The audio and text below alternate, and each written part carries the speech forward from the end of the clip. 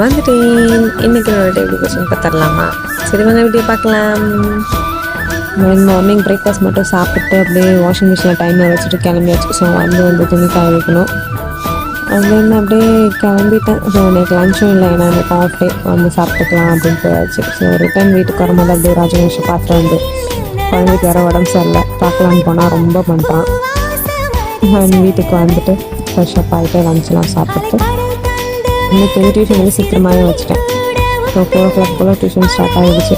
So அதுக்கு முன்னாடி பார்த்திங்கன்னா நம்ம வாஷிங் மிஷினில் போட்டு துணியை வந்து போயிட்டு காய வச்சுட்டு இது வந்து ஆக்சுவலாக நேற்று நைட்டு காய வச்சுன்னா அந்த துணி. ஸோ அதெல்லாம் எடுத்துகிட்டு திரும்பி இன்றைக்கி துணி காய வச்சுட்டு வந்தேன். செம்ம வெயில் முடியலை. அதுக்கப்புறம் எனக்கு டியூஷன் அப்படியே 4 o'clock ஸ்டார்ட் பண்ணிவிட்டு 6 o'clock போல் முடிச்சாச்சு. ஸோ இது வந்து பசங்க கொடுத்த கிஃப்ட்ஸ் இன்றைக்கி. ஸோ அவ்வளோதான், இன்றைக்கி இதே வந்து இப்படி தான் போச்சு. நாளைக்கு பார்க்கலாம். பை.